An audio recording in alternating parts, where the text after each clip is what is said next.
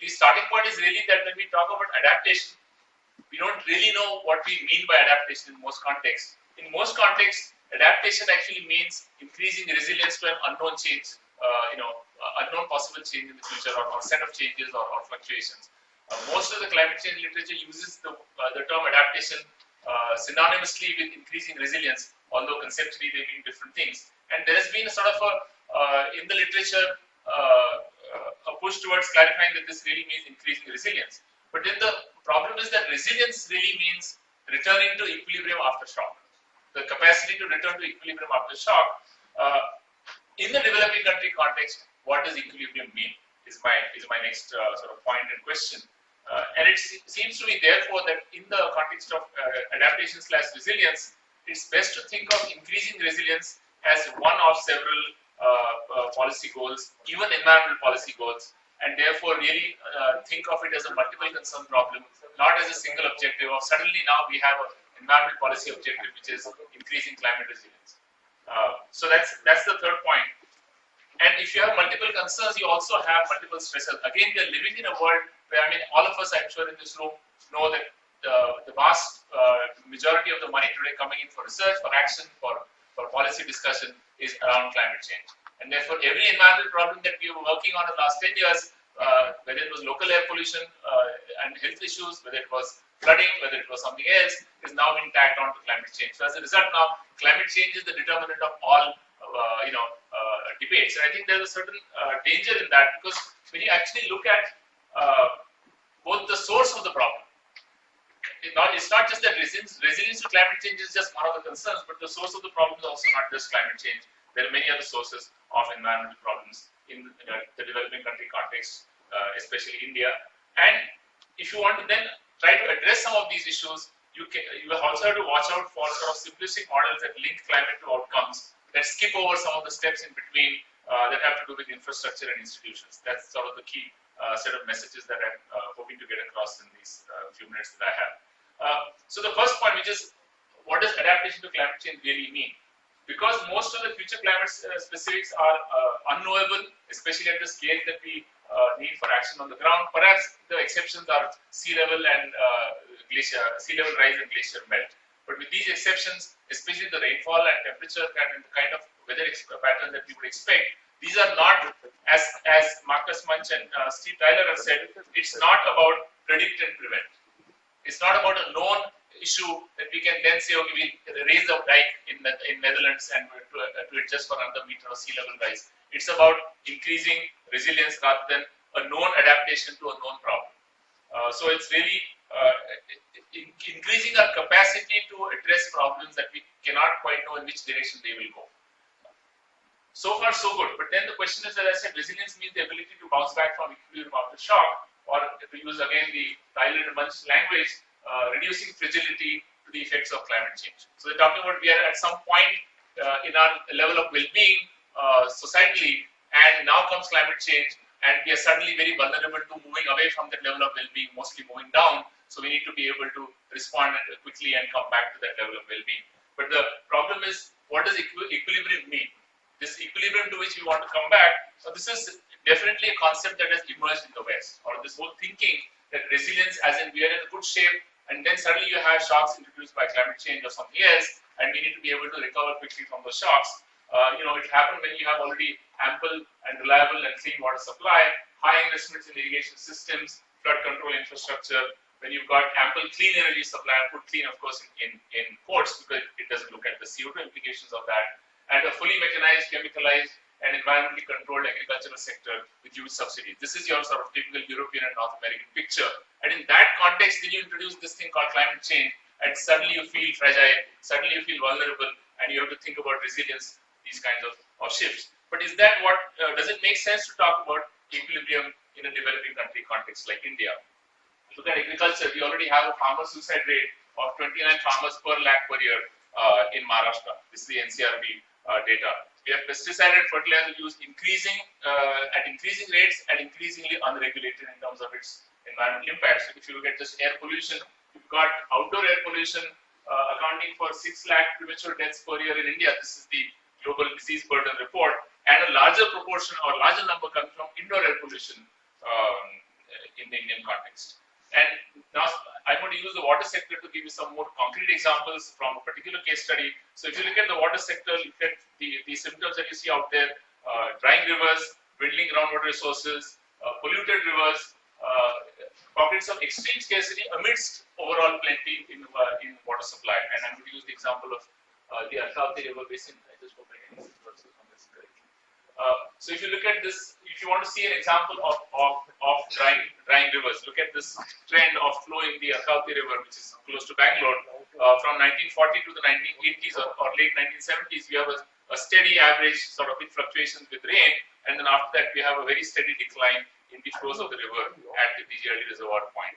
In 2010, you have actually 1/5 of the design flow for which the dam was built. More importantly, if you look at the pattern of change in the flow, you have basically no base flow after 1992, no post-monsoon flows in the river after 1992. If you look at the shallow aquifer, which is the aquifer till about is a weathered zone of 60 feet or so, essentially it's gone dry. And then if you look at the deep aquifer, which is the tapped by bore wells, you will see the level at which first water was hit when you drilled a bore well was around 150 to 200 to 150 feet in the 1970 to 1990 period, and then it starts that median point starts going deeper and deeper. So then in the latest 5 years of borewell drilling, you're hitting water at 700 feet in a median sense. Of course, there's a spread, and this is data from actual farmer surveys of borewells that they have drilled. The more telling point is that 50% of borewells in this particular catchment have been abandoned today drilled over the last 30 years. Today you have 58% which are dry and abandoned. So that's the situation with groundwater, and of course you just need one picture or one whiff of the Shivavati River where actually I live in Bangalore to know that it's the sewer of Bangalore. And at the same time, the average water supply to Bangalore, if you calculate simply in LPCD terms, is still averaging at 150 LPCD. If you take the numbers of water lifted from the Kaveri and the groundwater that is pumped out of the aquifer supplied to Bangalore, and at the same time, in the middle of Bangalore, in the heart of Bangalore, actually close to Lal Bagh, those of you have visited Bangalore, you have pockets of extreme scarcity and contamination. So sewer gutters and water supply lines running in the gutter itself, and households operating at really 20 LPCD, 30 LPCD liters per capita per day, as against a notional target of 50, 80, or 130. So that's the status in terms of what we are doing in the water sector. So where we are in the water sector. So my point is that this is not an equilibrium that we may want to bounce back to. So the whole point about resilience is bounce back to an equilibrium, but is this where you want to be after you've had that climate shock? Certainly not. So how do we then think about this issue of climate resilience when we really don't want to be here and we are nowhere near equilibrium? Groundwater is declining, rivers are drying, pollution is increasing, and so on and so forth. So it might be better to start off by acknowledging that we really have multiple normative goals. It's the same co-benefit story, but in the adaptation context, that our goal is obviously enhancing livelihoods and improving the quality of life. For example, trying to meet a goal of 90 liters per capita per day of water supply for all residents of all settlements, not just urban. For example, you have the other normative concern, which is sustainability, which is different from resilience. For example, stabilizing groundwater levels. It's not about resilience, it's about just not allowing the resource to disappear completely so that one fine morning you can't run your pump set at all. Equity and social environmental justice. So, for instance, fair allocation within a city, across cities, across states, Karnataka and Tamil Nadu, for instance, and across sectors. These are the challenges which we are already facing, and we are really doing a very poor job at addressing some of these challenges. And finally, the normative goal of democratic governance. I think we often tend to forget that and say, well, if you can somehow manage the first three, but really those are equally important. For example, our water agencies, if you look at the way our water supply boards are constituted, they really are parastatal with no downward accountability, very limited transparency. They're already taking Japanese loans and investing hundreds of crores of rupees in setting up new sewage treatment plants where actually the existing sewage treatment plants operate at 50% capacity. So, but nobody's asking these questions about why these investments are going in these particular directions. The pollution control boards are equally unaccountable downwards. They have 9 bureaucrats and 2 non-governmental nominees, all appointed by the state government, but nobody really knows to whom these governmental or non-governmental nominees are actually accountable. So we really have serious shortages of democratic governance in our society. And then you could add, and I put that purposely in gray, resilience to climate change as an additional goal. But we already have these other goals that we need to keep on the table when we talk about any kind of policies. And because these policies are all interlinked, we cannot be talking about a resilience policy which is separate from the problem of governance, sustainability, or equity, and so on. And that the reason why the resilience policy is interconnected with the achievement of the other goals is because we need to understand why we are far away from these goals. And the moment, of course, you introduce these multiple goals, you realize that climate is not going to be the sole explanation for why we are far away from these goals, but it might even not be the explanation for what seems like a climatically challenged sector. So I'm going to use again the example of the Sharachchandra River. So we looked at the declining flow in the Sharachchandra River, and we said there could be 5 possible reasons after discussing with experts, with bureaucrats, with farmers, and so on. 5 main reasons why the Sharachchandra might be drying, 2 of which are climatic. So rainfall declining, or rainfall intensities that are declining, so the water is kind of not really running off. It's or there's not enough water falling in the form of rain. And secondly, temperature increases, leading to increases in potential evapotranspiration, and therefore you just have losses because of that. And 3 non-climatic factors. One which is very popular with the policymakers, which is that the stream is blocked upstream at various points due to encroachments and so on. And some of the waters in these million puddles which are then evaporating all the water. Eucalyptus plantations that have increased over the last 30 years, leading to increased evapotranspiration, or pumping in irrigated agriculture, which is leading to evapotranspiration, which nobody talked about except from what we observed on the ground. So we thought, okay, there are these 5 hypotheses, 5 possible reasons why the Sharachchandra is drying up. When you look at the the annual rainfall record, there is no trend in rainfall patterns over the last 60 or even 100 years. So that's clearly not explaining any decline in the river. There's also no significant trend in the intensity. In fact, the intensity is increasing, if at all anything. So you should have seen more surface flow in the river. There's a marginal trend in the minimum temperature over time, but it does not actually, when you translate that into potential evapotranspiration, does not explain any of the decline in the flow of the river. The third popular explanation, which is the blockages, actually turns out then that the biggest blockages are newly constructed check dams by the government itself. So it's governmental, you can say, local resilience increasing policies, responding to declining groundwater levels by building more check dams, which are actually blocking water and not allowing the water to flow downstream into the reservoir. But the check dams themselves cannot really explain the flow decline because they're only repartitioning the water from surface to ground. Eventually, that water that went inside should have emerged somewhere else as base flow. But what is actually happening is that the check dams are next to bore wells, and the bore wells continue to pump, and then they go and add water to irrigated agriculture and evapotranspiration. If the check dams are themselves doing evaporation, again, that does not explain more than 10% of the decline that we have seen in the Sharachchandra River. This is part of a published paper in the Hydrology and Earth Sciences journal. And the fourth hypothesis, which is about eucalyptus, yes, there is a huge increase in eucalyptus in this particular catchment from roughly 0 to 270 square kilometers, which is now 20% of the catchment area over the last 30 years or so. So that's clearly contributing to the decline. Again, it depends a lot upon the hydrology of the eucalyptus. The fact that now groundwater levels have gone to 600 feet doesn't then help us explain everything through eucalyptus because the roots are not going down to 600 feet. So some of the decline is explained by eucalyptus, maybe about 30% or 40%. And finally, the groundwater pumping for agriculture itself, which is corroborated by the declining water levels, is corroborated by the increased area of irrigation from 1991 to 2001. In a 10-year period, it doubled. Then it actually dropped, which is indicating that people are running out of those 53% failed bore wells. But you still see a change in the intensity. So the intensity of water use because of this change in cropping pattern, a shift from cereals to high value horticultural crops, which are basically then sucking up more water. As you can see, the pink or this large portion here, which was cereals, now shrunk, and what we have is plantation, which is coconut, and then you've got cash crops. These are the 2 main guzzlers of water in the catchment in 2011.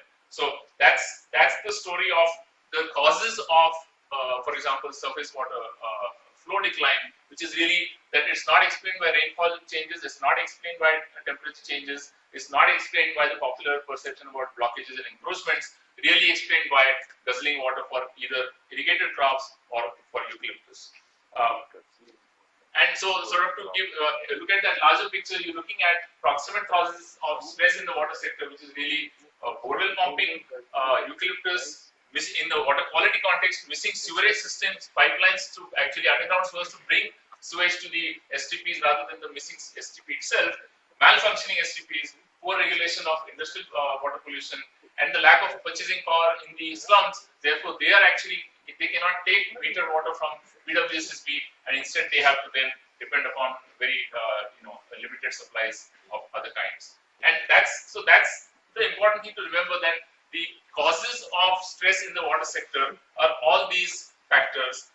In the current context, climate is not playing a major role. It does not mean that climate will not further aggravate these existing causes, but we are already highly aggravated in the sense of where we are in the water sector. I want to add this point about the role of infrastructure and institutions before I conclude, which is that if you look at how this impact plays itself out, even if there was a climate-induced impact on the availability of water, it's not going to be felt directly.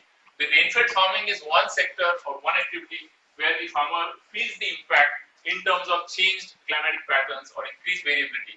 But again, remember, the rainfed farming in the South Asian context has evolved in a context of uncertain climate. It's always been climate variability, and rainfed farming has evolved in multiple strategies to adapt to climate variability.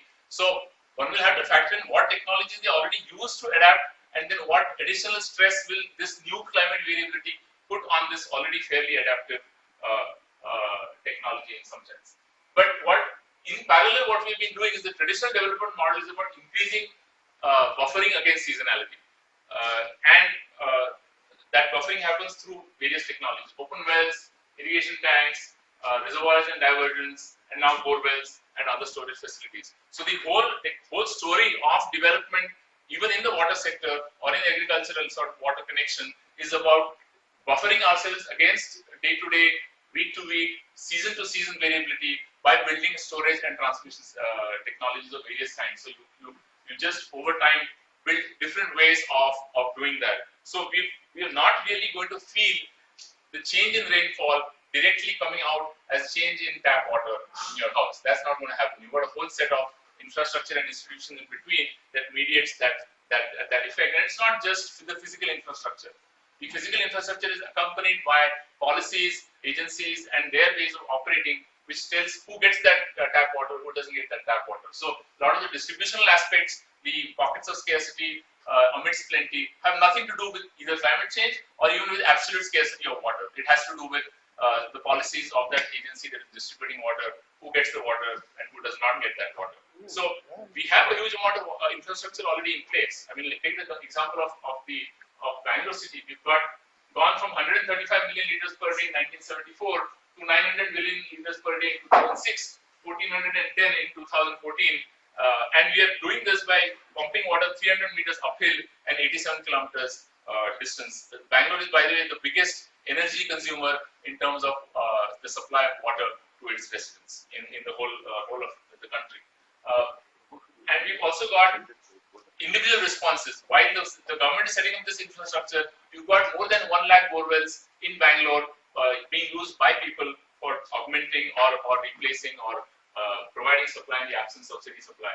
And you've got already 14 sewage treatment plants being expanded to 28 using Japanese money, as I said.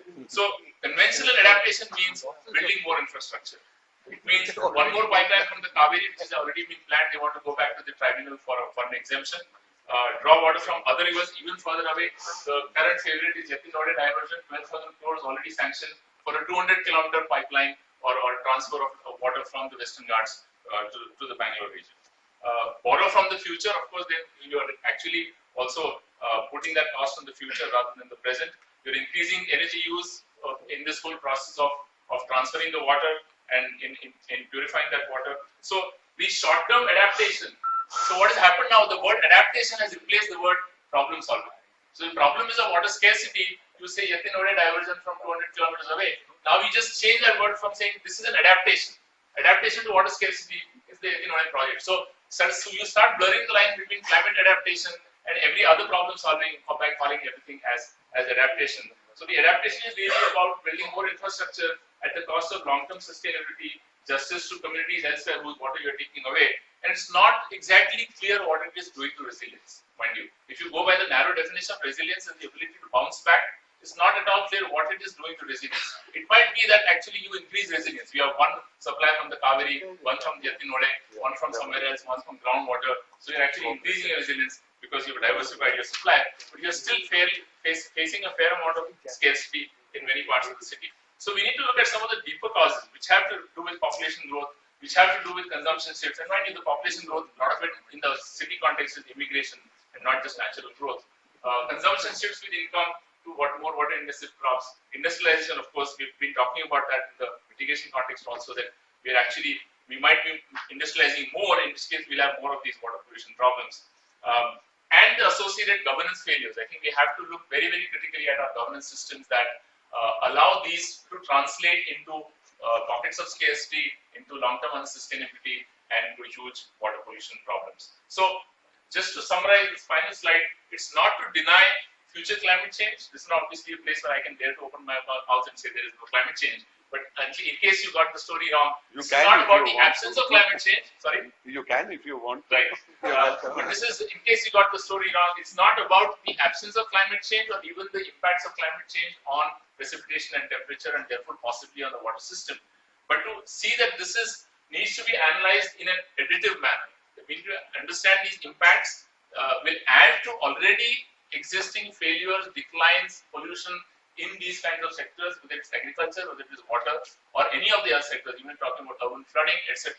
It's really an additive impact over and above what we are already facing in many ways, and that we also need a deeper analysis. We can't run simple models which take downscale some RCM, look at some number, and then say flooding will increase 20%, therefore number of people affected increases 20% or whatever, because it is again much more of the linkage between the physical phenomenon to the social outcome through infrastructure and also institutions. It's not just infrastructure, the infrastructure and how it is run by societal systems. And that's really the message here, that we need adaptive analysis rather than saying assuming everything else stays the same. I mean, the favorite of many modelers is to say we just set risk variables, everything else is kept the same, and we only tweak the precipitation number a little bit high or low, or intensity is high or low, and see what happens. But that's really not staying the same. Nothing is really staying the same. Population growth is happening, urbanization is happening, industrialization is happening, and we better wake up and come up with ways of integrating that into the analysis rather than say, I'll just assume that everything else stays the same. And just to give you an example, the rate at which Bangalore's population is growing is already outstripped our 1400 MLD from the Kaveri, and it will continue to do so. So now people are arguing that wastewater recycling and reuse is really the only way we can bridge that gap. Now the question about wastewater recycling and reuse, again the same. Does it increase resilience? Now my friends in the resilience sector say no, not really, because the same Kaveri basin is supplying water which you will then recycle and use once again. So your dependence on Kaveri water is increased, not decreased. Now you have a drought in the Kaveri basin, you're going to have more problems in Bangalore rather than if you got water from the Yatinole reservoir. So you really have, I think, trade-offs between the resilience in a strict sense and other kinds of environmental goals and social goals about equity, justice, whose water are you tapping, and so on. But also remember that you will not really be able to deal with these issues. I'm saying deal with the issue of resilience or deal with the issue of equity or sustainability in the water sector unless you have some governance mechanisms. For example, the Kaveri Tribunal. For the first time, the Bangalore Water Supply and Sewerage Board said, we have a problem, is when the Kaveri Tribunal said, no more water to Bangalore. You reach your cap. Few years later, the discourse is back, has sort of slipped back into saying, we'll go to the tribunal and get an exemption for the next Kaveri stage 5. So, if our institutions are going to function in this kind of slip back mode, we're never really going to address any of these questions, whether it is resilience, sustainability, or equity. That's really